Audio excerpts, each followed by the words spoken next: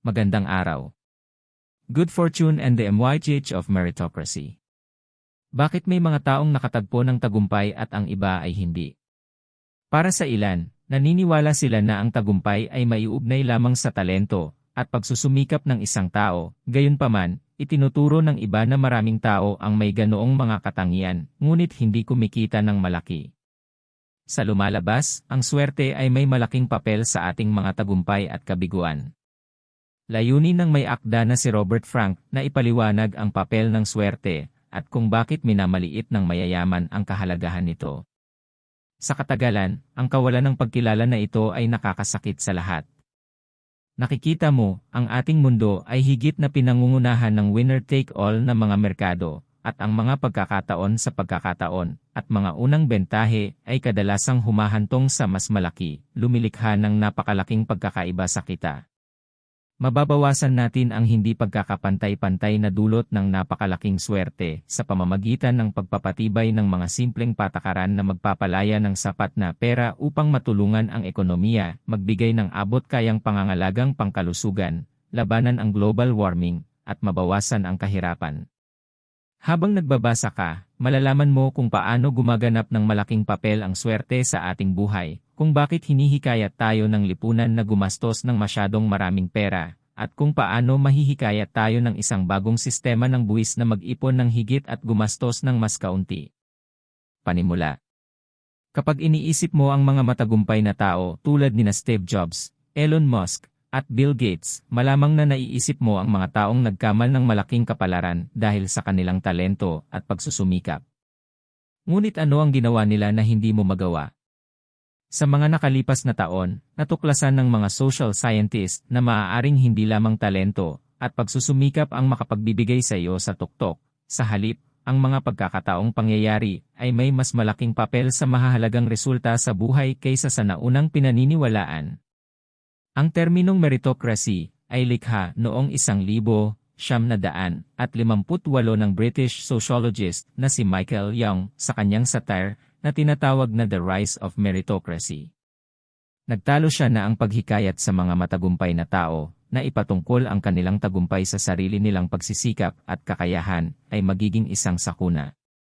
At habang ang paghirang ng mga tao sa mga trabaho batay sa kanilang merito ay makatuwiran, sa kalaunan, ay lumilikha ito ng isang piling uri ng lipunan na hindi kasama ang iba. Sa kasamaang palad, sa mga meritocratic individualistic na lipunan, ang pagsasabi na ang mga nangungunang kumikita ay maaaring may ilang swerte sa kanilang panig ay katumbas ng pagsasabi sa kanila na hindi sila masyadong nabibilang sa itaas. Ngunit hindi ito ang kaso sa lahat. Sa halip, ang retorika ng meritokrasya ay nagkukunwari lamang sa katotohanang ang tagumpay at kabiguan ay kadalasang napagpasyahan sa mga kaganapang ganap na lampas sa kontrol ng sinumang individual. Halimbawa, minsang nagsalita si Michael Lewis sa isang seremonya ng pagsisimula na naglalarawan sa hindi malamang nahanay ng mga kaganapan na nakatulong sa kanya na maging isang mayaman at sikat na may akda, hindi lang talento at kasanayan ang lahat. Ito rin ay tungkol sa pagiging nasa tamang lugar sa tamang oras. Sa tagumpay at swerte, tinuklas ng may akda na si Robert H. Frank ang papel na ginagampanan ng swerte sa tagumpay, at nangatuwiran na walang sinumang tao ang ganap na gawa sa sarili, ang swerte ay palaging nasa panig ng taong iyon. Kabanata 1, ang papel ng hindsight bias. Kung naaksidente ka na, maaari mong malaman na wala kang magagawa para maiwasang mangyari ang aksidente. Ito ay hindi mahuhulaan. At tulad ng aksidenteng yon, ang mundo ay pare-parehong hindi mahuhulaan. Gayunpaman, madalas nating paulit-ulit na naglalaro ang aksidente sa ating isipan at sinasabi sa ating sarili na ang aksidente ay maiiwasan. Kung naghinay-hinay lang ako, tumingin sa kaliwa, o nag-react lang ng mas mabilis. Dinadaanan namin ang bawat senaryo ng paano kung at ipinapalagay namin na predictable ang kaganapan, kahit na hindi. Ang kababalaghang ito ay tinatawag na hindsight bias. Ginagamit ng mga psychologist ang terminong hindsight bias upang ilarawan ang tendensyang isipin na ang mga kaganapan ay mas predictable kaysa sa mga ito.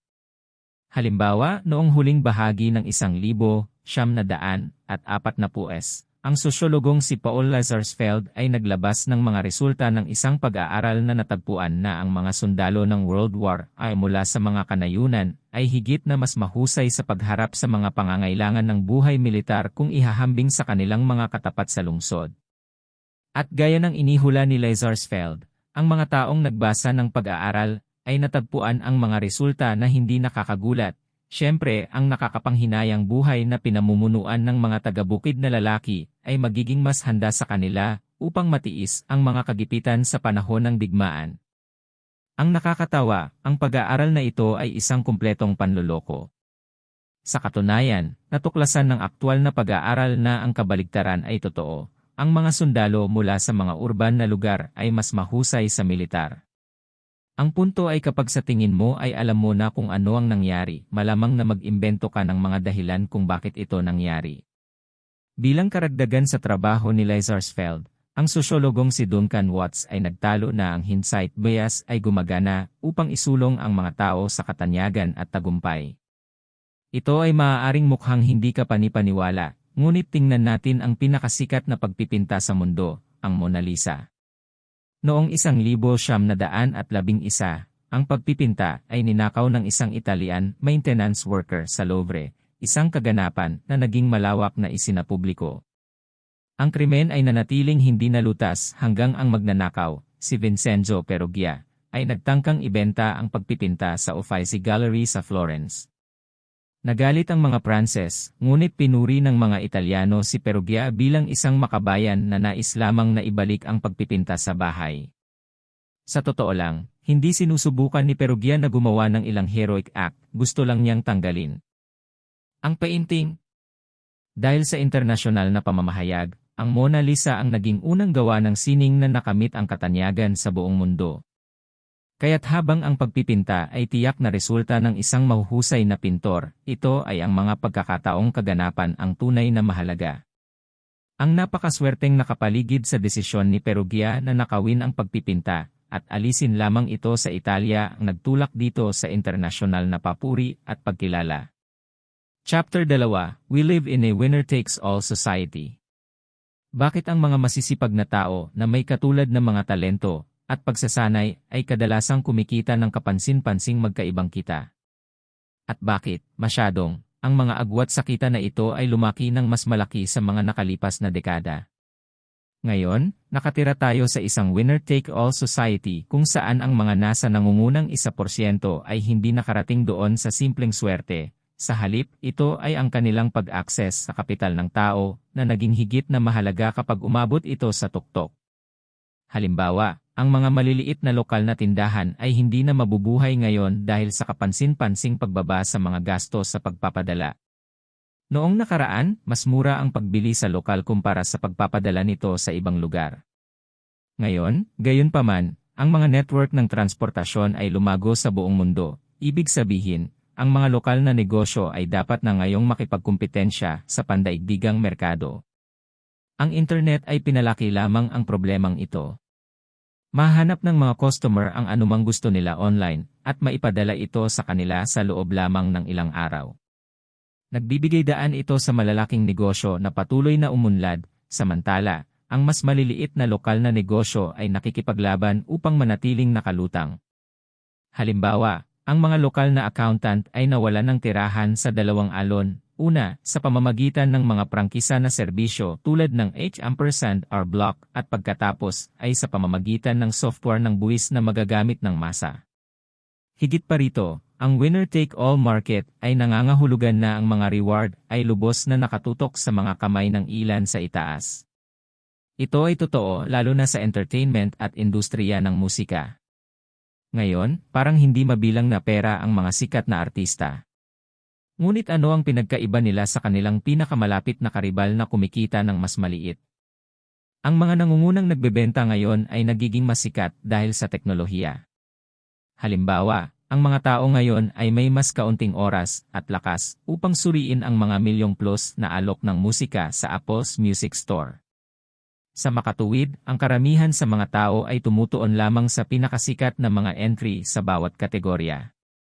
Bukod pa rito, maaaring gumamit ang mga producer ng mga sopistikadong algorithm sa paghahanap upang maabot ang kanilang target na audience ng mas mura kaysa sa paggamit ng tradisyonal na marketing. Maaari din nating tingnan ang mga soloista sa klasikal na musika na kadalasang binabayaran ng higit sa iba pang orkestra.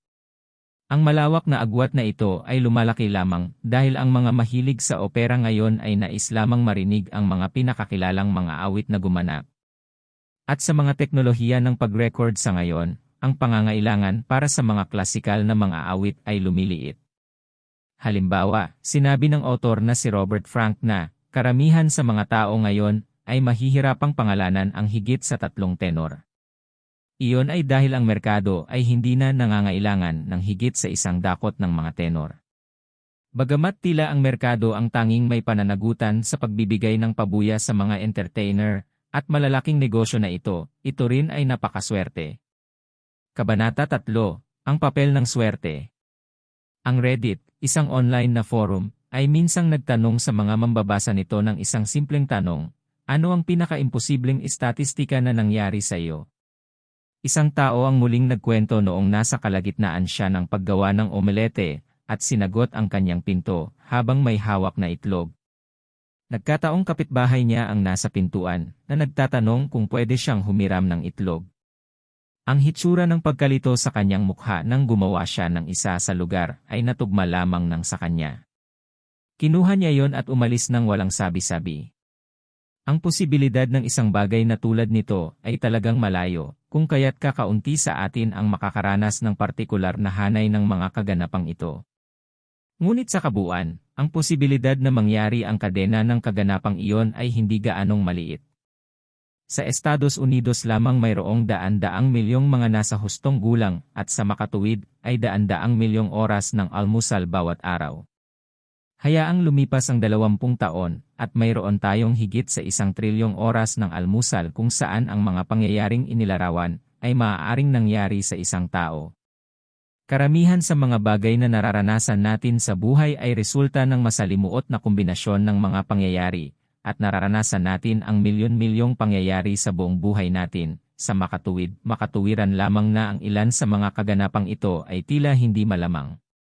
Halimbawa, tulad ng 10-10 milyong iba pang mga batang Amerikano, ibinahagi ng may akda na si Robert Frank ang pangarap na maging isang profesional na manlalaro ng baseball. Matapos mapagtanto ang pagsusumikap at dedikasyon na kinakailangan upang makamit ang pangarap na ito, maraming mga batang lalaki ang umaalis sa pangarap na ito sa oras na sila ay umabot sa high school. Kahit na pagkatapos, ang isang malaking bilang ng iba ay nagpapatuloy sa kanilang paghahanap.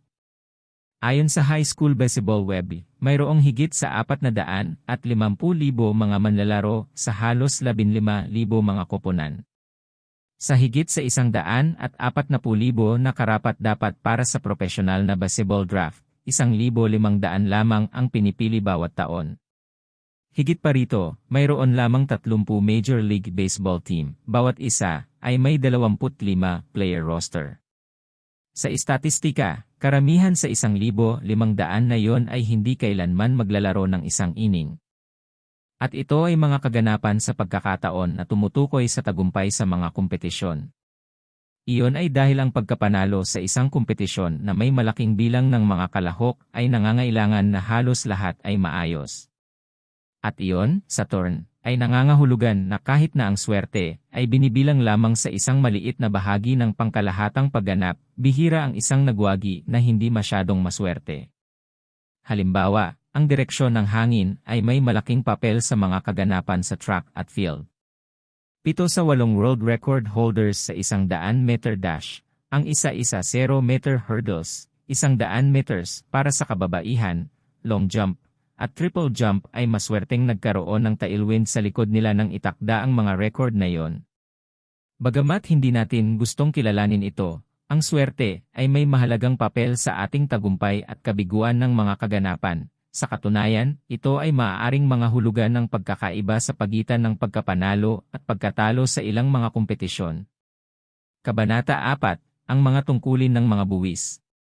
Mayroon lamang 2 tiyak na bagay sa buhay, kamatayan at buwis. Malamang na narinig mo na ang tanyag na kasabihang ito noon, pagkatapos ng lahat, ang kamatayan at buwis ay dalawang hindi maiiwasang makakarap natin sa ating buhay.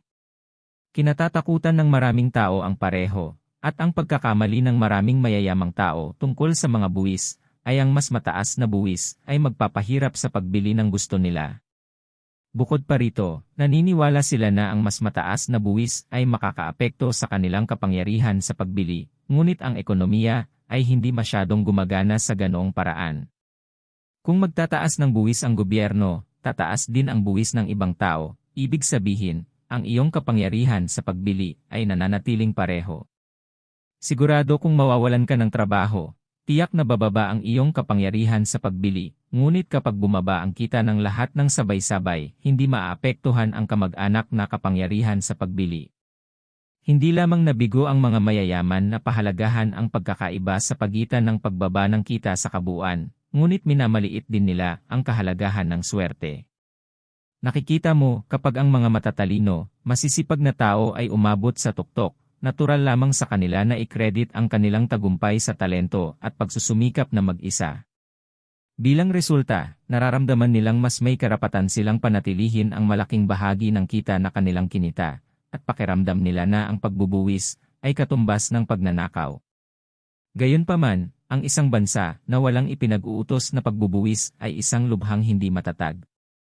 Hindi nito magagawang pondohan ang isang militar at mabilis na sakupin ng isang bansang mayroon nito at malapit na silang magbabayad ng buwis sa bansang iyon. Kaya't habang kakaunti ang nasisiyahang magbayad ng buwis, ang mundong walang buwis ay magiging mas masahol pa. Ito ay dahil ang pera sa buwis ay hindi lamang pera na basta na lang nawawala, sa halip, ang pera na iyon ay babalik sa infrastruktura ng bansa. At ang pera sa buwis na ginagastos ng matalino ay lumilikha ng mga kinakailangang kondisyon upang linangin ang swerte. Sa makatuwid, ang mga mayayaman ay dapat na magpasalamat sa kakayahang manirahan sa isang bansang may mga kalsada, magagandang paaralan, at itinatag na mga legal na sistema na ginawa at pinapanatili gamit ang kita sa buwis. Sa madaling salita, ang mayayaman ay hindi dapat sumalungat sa mas mataas na buwis. Pagkatapos ng lahat, ang mga buwis na iyon ang nakatulong sa kanila na magtagumpay sa unang lugar. Chapter 5: Bakit tayo gumagastos ng mas maraming pera? Sabihin nating gumastos ka ng $2,000 sa isang bagong bike. Ngayon, mayroon kang $2,000 na mas mababa na gagastusin sa paglalakbay at libangan, tama ba? Gaya ng sinasabi ng mga ekonomista, walang libreng tanghalian. Sa pamamagitan nito, ang ibig naming sabihin ay ang lahat ng bagay na pinahahalagahan namin ay may halaga, tahasan o hindi malinaw. At bilang mga tao, ang ating mga patterns sa paggastos ay humahantong sa pag-aksaya, madaling umabot ng ilang trilyong dolyar sa isang taon. Ang pag-aksaya na ito ay hindi nangyayari dahil tayo ay walang ingat na gumagastos, ngunit dahil ang ating mga individual na insentibo ay humahantong sa atin na gumastos ng pera sa mga paraan na sa tingin natin ay pinakamabuti sa atin. Halimbawa, magkano ang handang gastusin ng mga tao sa isang kasal? Para sa marami, iba-iba ang sagot, ngunit gusto ng karamihan na maalala ng kanilang mga bisita ang espesyal na okasyon. Noong 1980, ang halaga ng isang karaniwang kasal sa Amerika, na isinaayos para sa inflation, ay $11,000. Ngunit noong 2014 na, ang bilang na iyon ay tumaas sa $30,000, at sa Manhattan, ang karaniwang kasal ngayon ay nagkakahalaga ng higit sa $76,000. Kaya bakit ang mga tao ay handang gumastos ng labis? Bilang tao, madali tayong maimpluwensyahan ng mga kilos ng iba, kaya kapag nakita natin ang iba na gumagastos ng malaking halaga sa isang kasal, malamang na gawin din natin ito. Tinatawag ito ng marami na pakikisabay sa mga Jones. Gayunpaman, ang mas mahal na mga kasalan ngayon ay hindi nakapagpasaya sa mga mag-asawa. Sa katunayan, ang Social Science Research Network ay nagsiwalat na ang paggastos ng higit sa araw ng iyong kasal ay nagpapataas ng iyong posibilidad ng diborsyo. Bilang karagdagan sa mga panlipunang panggigipit na gumastos ng mas maraming pera, ang hindi pagtupad sa mga pamantayan sa paggasta ng komunidad ay maaaring magkaroon ng higit pang mga kahihinatnan kaysa sa ating napagtanto. Halimbawa, ang pagkabigong makasabay sa ginagastos ng iba sa pabahay ay hindi lamang nangangahulugan na ikaw ay maninirahan sa isang mas maliit na bahay. Nangangahulugan din ito na kailangan mong ipadala ang iyong mga anak sa mababang paaralan. Bagamat ang isang mahusay na paaralan ay maaaring isang kamag-anak na konsepto, sa katunayan, ang mas mahusay na mga paaralan ay palaging ang mga nasa mas mahal na kapitbahayan. Ang mga paaralan ay nagre-recruit ng mga mag-aaral mula sa nakapalibot na distrito. Kaya kung gusto mong ipadala ang iyong anak sa isang mahusay na paaralan, kakailanganin mong ilabas ang pera upang lumipat sa isang mas magandang kapitbahayan. At habang gumagastos kami ng mas maraming pera sa mga bahay at party, mas kaunti ang pera namin sa aming mga bulsa, at bilang resulta, ginagawa namin ang lahat ng aming makakaya upang magbayad ng mas kaunting buwis. Kapag may mas kaunting pera sa buwis para sa mga paaralan, at iba pang pampublikong serbisyo, ang mga serbisyong iyon ay nagsisimulang lumala. Ang mga tao ay lilipat sa mga pribadong paaralan at iba pang privatized amenities na magpapalaki lamang sa agwat ng hindi pagkakapantay-pantay. Kabanata 6, ANG sagot EY nasa Progressive Consumption TX. Bagamat tila napahamak na tayo na patuloy na gumastos, may solusyon. Ano ito? Higit pang mga buwis. Maaaring hindi mo gusto ang solusyong ito, ngunit ipaliwanag natin. Nahaharap na tayo sa pagbabayad ng buwis dahil nakikita natin ang mga buwis sa kita na kinukuha sa ating mga sweldo at mga buwis sa pagbebenta mula sa ating pang-araw-araw na pagbili. Ngunit ang sistema ng buwis ay hindi sinadya upang iwanang sira. Ito ay upang mapabuti ang iyong kalidad ng buhay at gawing mas mahusay ang iyong buhay. At kapag ipinatupad ng maayos, makakatulong ito sa atin na baguhin ang ating mga gawi sa paggastos. Bukod pa rito, masisiguro nitong mapupunta ang ating mga buwis kung saan higit na kailangan ng lipunan, infrastruktura at edukasyon. Sa madaling salita, maaari nating talikuran ang kasalukuyang progresibong buwis sa kita at magpatibay ng isang progresibong buwis sa pagkonsumo. Sa ilalim ng sistema, iuulat ng mga tao ang kanilang mga kita gaya ng ginagawa nila ngayon, at iuulat din ang kanilang taunang mga naipon. Kaya ang isang pamilya na kumita ng $100,000 at nag-save ng $20,000 sa isang taon ng buwis ay magkakaroon ng taunang pagkonsumo na $80,000. Kung ang karaniwang bawas ay $30,000, ang pamilyang ito ay magbabayad lamang ng buwis sa natitirang $50,000. Magsisimulang mababa ang rate ng buwis at pagkatapos ay patuloy na tataas habang tumaas ang pagkonsumo ng buwis. Ibig sabihin, tataas ito kasama ng iyong mga kita at paggasta. Hinihikayat ng sistem na ito ang pag-iipon at pamumuhunan, at sa huli, mas mababa ang buwis para sa pag-iipon. Ang mga mayayaman ay madalas na naniniwala na ang mas mataas na buwis ay magpapababa sa kanila ng kakayahang bilhin ang gusto nila. Ngunit tandaan mula sa isang nakaraang kabanata, kung ang lahat ng lipunan ay magbawas, kung gayon hindi ito makakaapekto sa kanilang kapangyarihan sa pagbili. Halimbawa, sa isang lipunan na may progresibong buwis sa pagkonsumo, ang pinakamayayamang driver ay maaaring bumili ng Porsche 911 turbo sa halagang $150,000 kaysa sa isang Ferrari Berlinetta F12 para sa higit sa 2 beses sa halagang iyon. Ngunit dahil ang lahat ay atras, ang mga may-ari ng Porsche ng lipunan ay magiging kasing excited sa kanilang mga sasakyan gaya ng mga may-ari ng Ferrari na nasa ilalim ng kasalukuyang sistema ng buwis. Tandaan, ang ebidensya ay nagpapakita na ang mas malalaking bahay at maluho na kasalan ay hindi nagpapasaya sa mayayaman. Kaya bakit hindi scale back? At ang mga benepisyo ay hindi titigil doon. Ang isang progresibong buwis sa pagkonsumo ay magkakaroon din ng karagdagang kita upang makatulong na magbayad para sa mas mahusay na infrastruktura at edukasyon. Ngayon, ang mga may-ari ng Ferrari ay nagmamaneho ng mga mamahaling sasakyan sa mga hindi sementadong kalsada. Ngunit sa bagong sistema ng buwis na ito, ang mga tao ay maaaring magmaneho ng Porsche 911 turbos sa mga kalsada na hindi nagdudulot ng anumang pinsala sa kanilang mga sasakyan. Sa huli, ang muling pag-aayos ng sistema ng buwis ay magpapanatiling mapalad ang ating lipunan. Kung maisasabatas, magsisimulang pahalagahan ng mga tao kung gaano tayo kaswerte dahil napakasayang ng ating mga pattern sa paggasto sa kasaysayan. At nang walang anumang masasakit na sakripisyo, mabubuhay tayo sa isang lipunang lubos na nakikinabang sa lahat. Sa mga salita ng may akda na si Robert Frank, ito ay isang ginintuang pagkakataon na atin para sa pagkuha.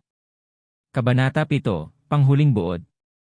Bagamat gustong ipatungkol ng mayayaman ang kanilang tagumpay sa kanilang sariling talento at kakayahan, ang totoo ay hindi mabubuhay ang kanilang tagumpay kung walang swerte.